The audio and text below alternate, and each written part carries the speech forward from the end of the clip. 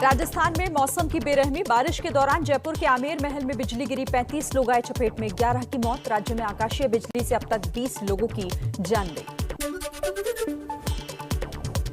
UP में भी आकाश से गिरने वाली बिजली का कहर। अलग अलग जिलों में अब तक कुल 41 लोगों की जान गई, कई मवेशियों की भी हुई मौत। मध्य प्रदेश के ग्वालियर, शिवपुरी और श्योपुर में आसमानी बिजली ने ली 7 लोगों की जान, कई झुलसे, 11 बकरियों की भी मौत हो गई। जम्मू में भारी बारिश से शहर का हुआ बुरा हाल, सड़कें बनी समंदर, गाड़ियां पानी में तैरती नजर आईं। हिमाचल प्रदेश के धर्मशाला में बादल फटने से आई बाढ़, कई गाड़ियों के बहने की खबर, घरों और बाजार में भी भरा पानी। हिमाचल के कुल्लू में भारी बारिश के बाद लैंडस्लाइड, कीचड़ में फंसी कई गाड़ियां। हिमाचल की राजधानी शिमला में भी भारी बारिश, झाकरी के रामपुर इलाके में हाईवे बंद हुआ, आवाजाही रुकने से लोगों को हो रही है परेशानी। हिमाचल के सोलन में जमकर बरसे बादल, कालका शिमला नेशनल हाईवे पर पानी भरने से लगा लंबा जाम। देहरादून के विकासनगर में अमलावा नदी का जलस्तर बढ़ने से खौफ में है लोग, घरों में पानी घुसने का खतरा बढ़ा। उत्तराखंड के जोशीमठ में भारी बारिश की वजह से पहाड़ों से गिर रहा है मलबा, लगातार कटाव से कई गांवों में दहशत में है लोग। उधमपुर में भारी बारिश और चट्टान खिसकने की वजह से जम्मू श्रीनगर हाईवे हुआ बंद, दोनों तरफ फंसी गाड़ियां। जम्मू कश्मीर के गांदरबल में बादल फटने से आई बाढ़, कई घर हुए बर्बाद, सड़कों को भी नुकसान पहुंचा, राहत और बचाव कार्य जारी। यूपी के श्रावस्ती में एक बार फिर राप्ती का कहर लोगों पर आफत बनकर टूट रहा है, बाढ़ के कारण कटान बढ़ने से कई घर उजड़े। ओडिशा के संबलपुर में हीराकुंड बांध से बाढ़ का पानी महानदी में छोड़ा गया, बांध का जल स्तर 609.39 फीट पहुंचा, निचले इलाकों को नदी किनारे न जाने की चेतावनी। देहरादून के चक्राता में बारिश ने मचाई तबाही, बरसाती नाले हुए लबालब, एक पुल और सड़क का हिस्सा बहा, करीब 7 गांव का संपर्क टूटा। बिहार की बेतिया में बाढ़ का दंश झेल रहे हैं कई गांव, बेतिया के मझौलिया के कई इलाकों में बाढ़ का कहर, जहां पानी कम हुआ वहां तबाही के दिखने लगे हैं निशान। करीब 15 दिन की देरी के बाद आज किसी भी वक्त दिल्ली पहुंच सकता है मानसून, मौसम विभाग ने जोरदार बारिश की चेतावनी दी। यूपी को दहलाने की साजिश नाकाम, लखनऊ से अलकायदा के 2 आतंकी गिरफ्तार, 15 अगस्त के आसपास मानव बम के जरिए कई शहरों में धमाकों की साजिश थी। आतंकियों के पास से अयोध्या के राम मंदिर के आसपास का नक्शा भी मिला है। लखनऊ के काकोरी से गिरफ्तार दोनों आतंकियों से मिला विस्फोटक, 2 प्रेशर कुकर बम और पिस्टल भी बरामद की गई। पाकिस्तानी हैंडलर और यूपी मॉड्यूल के मुखिया उमर अल मंडी के संपर्क में थे आतंकी। यूपी के एडीजी प्रशांत कुमार ने बताया, गिरफ्तार दोनों आतंकियों के नाम मिनहाज अहमद और मसरुद्दीन, इनके साथियों की लखनऊ पास के इलाकों में तलाश में जुटी एटीएस की टीम। यूपी पुलिस का खुलासा, लखनऊ से गिरफ्तार दोनों आतंकी मिनहाज और मसरुद्दीन के निशाने पर कई नेता और भीड़भाड़ वाले इलाके थे। आतंकियों के साथ कई शहरों के 40 से 50 लोग जुड़े थे। लखनऊ एटीएस की जांच में खुलासा, 2000 रुपए में आतंकियों ने खुद के पैसे से तैयार किया था कुकर बम। बम बनाने में माचिस की तीलियों के बारूद का इस्तेमाल किया गया था। यूपी एटीएस को अब शकील नाम के एक और फरार आतंकी की है तलाश। आतंकी मिनहास के घर से 2 महिलाओं और एक बुजुर्ग को भी एटीएस टीम साथ ले गई है, तीनों से पूछताछ की जा रही है। लखनऊ के काकोरी से 2 आतंकियों की गिरफ्तारी के बाद एटीएस ने कानपुर से 4 और संभल से 2 संदिग्धों को हिरासत में लिया है, कई और जिलों में छापेमारी। सूत्रों के मुताबिक लखनऊ से गिरफ्तार दोनों आतंकियों का हैंडलर उमर अल मंडी भी यूपी के संभल का निवासी, असली नाम सैयद अख्तर। यूपी के एडीजी प्रशांत कुमार ने एबीपी न्यूज से कहा, पाकिस्तानी हैंडलर उमर अल मंडी के संभल से जुड़ी हर जानकारी बारीकी से खंगाली जा रही है, सुरक्षा एजेंसियों के साथ भी सूचनाएं साझा कर रही है। लखनऊ से गिरफ्तार अलकायदा आतंकियों से पूछताछ करेगी दिल्ली पुलिस। स्पेशल सेल की टीम कल लखनऊ पहुंचेगी। स्पेशल सेल ने 2015 में पैन इंडिया AQIS मॉड्यूल का खुलासा कर 6 आतंकी पकड़े थे। उनमें से कुछ यूपी के थे। लखनऊ में अलकायदा आतंकियों की गिरफ्तारी और धमाकों की साजिश का खुलासा होने के बाद अयोध्या की सुरक्षा बेहद कड़ी कर दी गई है। राम जन्मभूमि जाने वाले रास्तों पर सघन तलाशी, CCTV कैमरों से भी निगरानी। यूपी के लखीमपुर खीरी से लगी भारत नेपाल बॉर्डर पर भी सतर्कता बढ़ाई गई। पुलिस को भी अलर्ट किया गया, हर हरकत पर है पैनी नजर। कोलकाता पुलिस की स्पेशल टास्क फोर्स ने जमातुल मुजाहिदीन बांग्लादेश से जुड़े हुए 3 संदिग्ध आतंकियों को गिरफ्तार किया है। इस बीच शहर में किराए के मकान से यह गिरफ्तारी हुई। कोलकाता पुलिस STF का दावा, तीनों संदिग्ध आतंकियों के फेसबुक अकाउंट से ISIS से जुड़े वीडियो मिले हैं। जिहादी किताबें और दस्तावेज भी बरामद हुए। कबाड़ियों की शक्ल में शहर में घूमते थे तीनों। कोलकाता में गिरफ्तार तीनों संदिग्ध आतंकियों से नकली भारतीय वोटर कार्ड भी बरामद हुए हैं। तीनों अकेले काम कर रहे थे या ग्रुप में और भी लोग हैं, ये जानने में STF जुटी हुई है। जम्मू में पाकिस्तान की ड्रोन वाली नई साजिश नाकाम कर दी गई। पुलिस ने सीमा पार से ड्रोन के जरिए गिराए गए 2 ग्रेनेड और पिस्टल श्रीनगर जाते समय एक ट्रक से बरामद किए। साजिश में शामिल ड्राइवर गिरफ्तार किया गया। जम्मू में ड्रोन से गिराए हथियारों पर बड़ा खुलासा। पुलिस का दावा, गिरफ्तार मुंतजिर मंजूर ड्रोन चलाने का एक्सपर्ट है। ड्रोन की आवाज से ही पहचान जाता था कि वो निगरानी के लिए आया या हथियार गिराने के लिए। जम्मू पुलिस का दावा, आरोपी मुंतजिर मंजूर ने पूछताछ में यह कबूला है कि वो पाकिस्तान में बैठे हैंडलर्स के संपर्क में था और ड्रोन से गिराए गए हथियारों को श्रीनगर और घाटी में पहुंचाता था। बंगाल बीजेपी अध्यक्ष दिलीप घोष का निशाना, बोले चरमपंथी और आतंकियों ने पूरे बंगाल को सुरक्षित ठिकाना बनाया पर उन्हें पकड़ने को तैयार नहीं ममता सरकार। बंगाल की सुरक्षा चिंता का विषय है। जम्मू कश्मीर में सरकारी कर्मचारियों की बर्खास्तगी को PDP चीफ महबूबा मुफ्ती ने अपराध बताया। आतंकियों से संबंध रखने पर 2 पुलिस वालों समेत 11 सरकारी कर्मचारी बर्खास्त किए गए। अरसे बाद कम हुए डीजल के दाम। आज डीजल 16 पैसे सस्ता हुआ, लेकिन पेट्रोल की कीमत में 28 पैसे का इजाफा किया गया। 15 जुलाई को काशी दौरे पर PM मोदी रुद्राक्ष बिल्डिंग का उद्घाटन करेंगे। संपूर्णानंद यूनिवर्सिटी में करेंगे रैली। यूपी के मुख्यमंत्री योगी आदित्यनाथ ने सुनी लोगों की फरियाद। कोरोना मामलों में कमी को देखते हुए लखनऊ में आज से CM योगी ने लगाया जनता दरबार। यूपी चुनाव से पहले RSS में बड़ा बदलाव। कृष्ण गोपाल की जगह अब बीजेपी के साथ समन्वय का काम देखेंगे सह सरकार्यवाह अरुण कुमार। बंगाल के लिए भी कई बदलाव। यूपी में CM योगी आदित्यनाथ ने जारी की नई जनसंख्या नीति। बोले जनसंख्या विस्फोट, विकास में बाधा। नई नीति में हर तबके का ख्याल। 2021 से 2030 के लिए नई जनसंख्या नीति। यूपी में नई जनसंख्या नीति जारी होने के बाद गरमाई राजनीति, बयानबाजी तेज।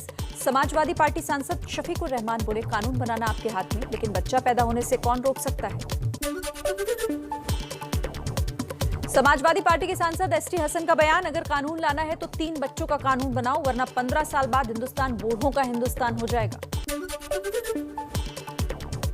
यूपी में जनसंख्या नियंत्रण नीति का विरोध करने वालों पर बरसे डिप्टी CM केशव प्रसाद मौर्य। कहा, मुस्लिम तुष्टीकरण की राजनीति के कारण विपक्ष विरोध में जुटा, वरना अंदर से सब कानून के समर्थन में।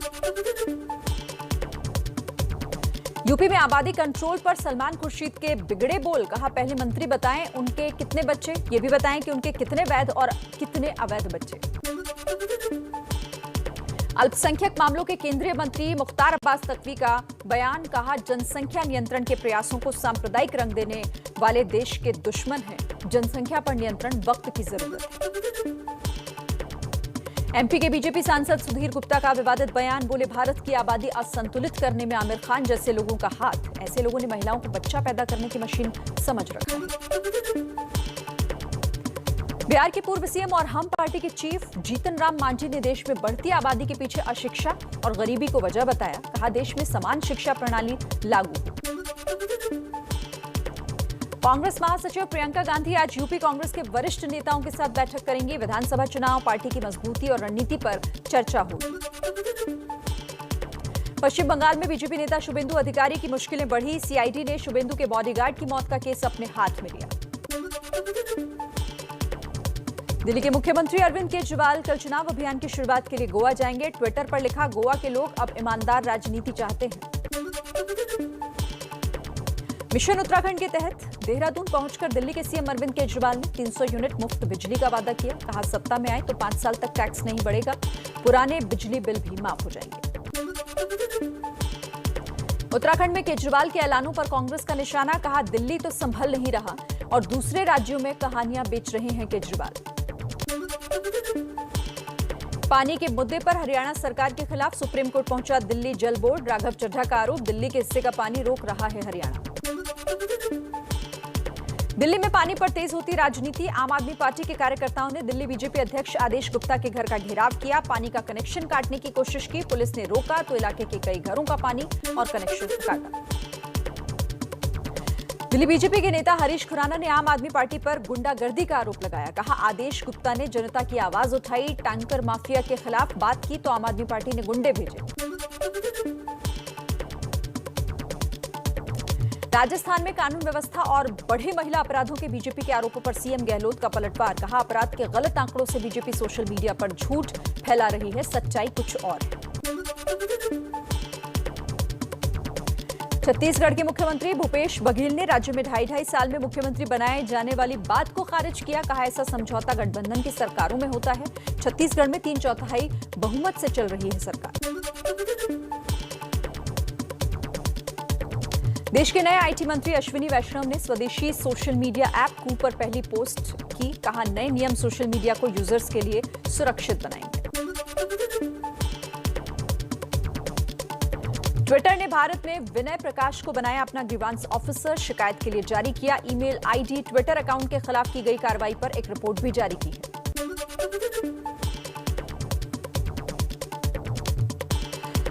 कोरोना, देश में पिछले 24 घंटे में कोरोना के 37,154 नए केस सामने आए हैं। 724 लोगों की मौत हो गई। अब तक 37 करोड़ से ज्यादा लोगों को लग चुकी है वैक्सीन की डोज। मुंबई में 3 दिन टीकाकरण बंद रहने के बाद आज फिर से केंद्र पर टीकाकरण की शुरुआत हुई। मुंबई में फिलहाल 1,35,000 वैक्सीन की डोज उपलब्ध है। मुंबई में 3 दिन बाद टीकाकरण शुरू होने से वैक्सीनेशन सेंटर्स पर उमड़ी भीड़। वैक्सीन की किल्लत को लेकर गुस्से में दिखे लोग। दिल्ली में फिर से वैक्सीन की किल्लत। कई वैक्सीनेशन सेंटर्स को आज बंद रखा गया है। कोरोना के बीच बढ़ा जीका वायरस का खतरा। केरल में 3 और मरीजों में जीका वायरस की पुष्टि हुई। अब तक 18 लोग संक्रमित पाए गए। बिहार में आज से 11वीं 12वीं के स्कूल, कॉलेज और विश्वविद्यालय 50% छात्रों की क्षमता के साथ खुले। अनलॉक की नई गाइडलाइंस का सख्ती से सभी को करना होगा पालन। जम्मू कश्मीर में 31 जुलाई तक बंद रहेंगे स्कूल और कॉलेजेस। नाइट कर्फ्यू शाम 7 बजे से सुबह 7 बजे तक जारी रहेगा। लद्दाख के सांसद जामयांग सेरिंग का दावा, राज्य में 100% आबादी को लगाई जा चुकी है कोरोना वैक्सीन की पहली डोज। भोपाल में कांग्रेस नेता दिग्विजय सिंह समेत 10 लोगों के खिलाफ कोरोना नियमों के उल्लंघन का केस दर्ज किया गया। फिल्म अभिनेता सुनील शेट्टी मुंबई के जिस इमारत में रहते हैं उसे सील कर दिया गया है। इमारत में कोरोना के 5 एक्टिव केस होने की वजह से उसे सील किया गया। सुनील शेट्टी के परिवार में कोई भी संक्रमित नहीं है।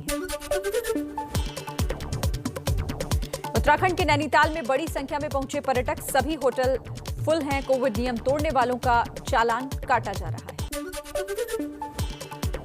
सूत्रों के मुताबिक रविशंकर प्रसाद और प्रकाश जावड़ेकर को बीजेपी संगठन में अहम जिम्मेदारी दी जा सकती है। दोनों को राष्ट्रीय महासचिव या फिर राष्ट्रीय उपाध्यक्ष भी बनाया जा सकता है।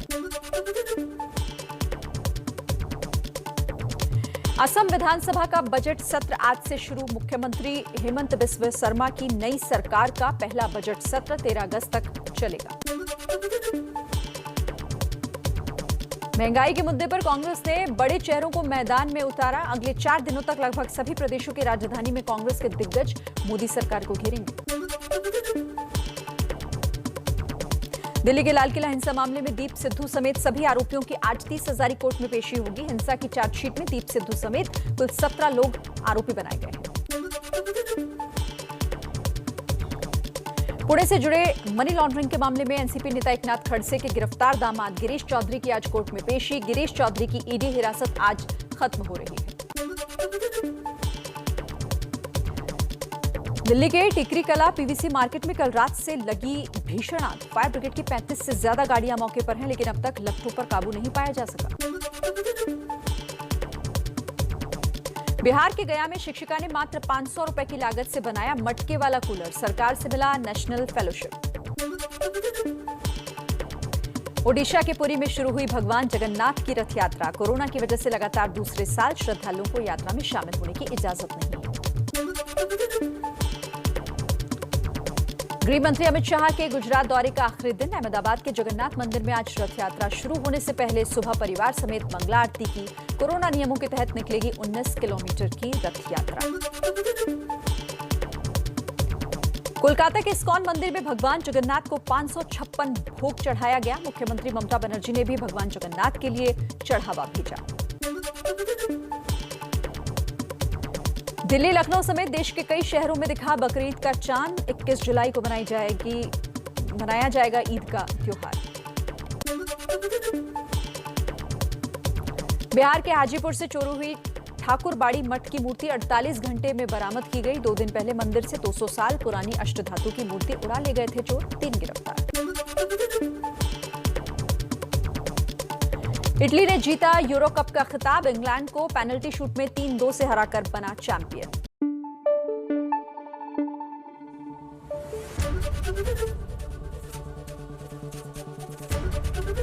एबीपी न्यूज आपको रखे आगे।